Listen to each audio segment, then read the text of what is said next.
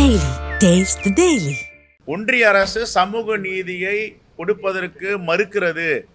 காங்கிரஸ் ஆளும் மாநிலங்களில் caste survey எடுக்குன்னு எடுத்து முடிச்சிருக்காங்க. இப்போ கடந்த வாரம் தெலுங்கானாவில் 70 கோடி ரூபாய் ஒதுக்கி முடிச்சிருக்காங்க. அதே மாதிரி செய்யலாம். நான் என்ன கேட்குற கேள்வி எல்லாம் பாஜக கூட்டணியில் இருக்க டாக்டர் அன்புமணி ராமதாஸ் ஏன் இதை வலியுறுத்த மாட்டேன்றாரு?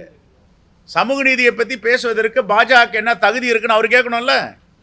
ஒன்றிய அரசை கேட்காம மாநில அரசை கேட்கறதுல என்ன நியாயம் இருக்கு? இது மக்களை ஏமாத்துறது, அப்பட்டமா ஏமாத்துறது. பாட்டாளி மக்கள் கட்சியில் இருக்க வன்னியர்களுக்கு தெரியாதா? காஸ்ட் சென்சஸ் எடுக்கிறது யாரால முடியும்? அரசியலமைப்பு சட்டத்தில், இந்தியன் கான்ஸ்டிடியூஷன்ல காஸ்ட் சென்சஸ் எடுக்கிறவுடைய அதிகாரமும் யாருக்கிட்ட இருக்குன்றது தெரியும். இது அன்புமணி ராமதாஸ் தெரியாதா? சாதிவாரி கணக்கெடுப்பு யார் நடத்தணும்? எதுங்க?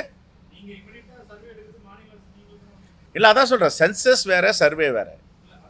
இவர் என்ன சொல்கிறார்? சாதிவாரி நீங்கள் கணக்கெடுப்பிடுங்க, ஏன் நீங்கள் எடுக்கக்கூடாது? அதுக்கான வேலை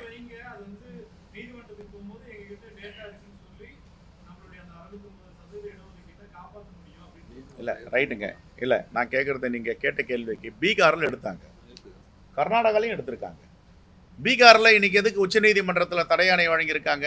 உங்களுக்கு அதிகாரமே இல்லைன்றாங்க. இந்தியன் கான்ஸ்டிடியூஷன் பிரகாரம் ஒரு மாநில அரசு சாதிவாரி கணக்கெடுப்பை எடுக்க முடியாது அப்படின்னு ஸ்டேல இருக்கு.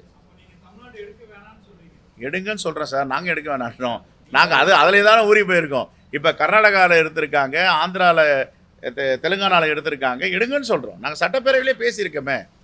சாதிவாரி கணக்கெடுப்பு நடத்த முடியாது, சாதிவாரியுடைய விவரங்களை சர்வே பண்ணலாம், எடுக்கலாம். ஆனால் அந்த டேட்டா பேஸ் போதுமா நீதிமன்றத்துக்குன்றத இன்னொரு கேள்வி இருக்குது. இதை தானே பீகாருக்கு தான் இன்னொரு மாநிலத்துக்கும்.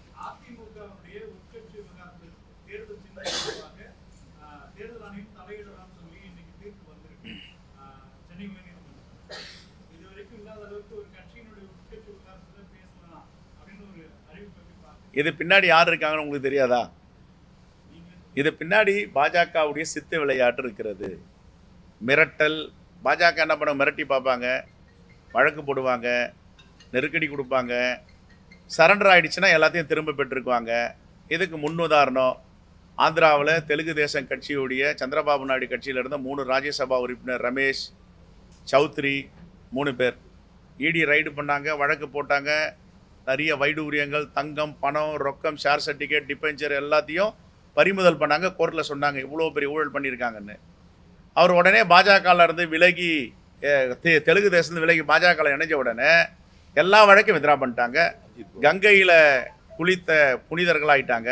அஜித் பவார், ஷிண்டே, நிறைய பேர் சொல்லலாம். அது மாதிரி ஏன் இங்கே வெஸ்ட் பெங்காலில், மேற்கு வங்கத்தில் இருந்த சர்க்கார், நிறைய பேர் இருக்காங்க. அது மாதிரி நடவடிக்கை. இப்போ கூட என்ன பிஜேபி கூட அலைன்ஸ் வச்சுட்டாருன்னா இதெல்லாம் திரும்ப பெற்று தேர்தல் ஆணையத்துக்கு அதிகாரம் இல்லை, இரட்டை இலை முடுக்கப்படாதுன்னு உடனே வரும். இதெல்லாம் வரப்போது பாருங்க.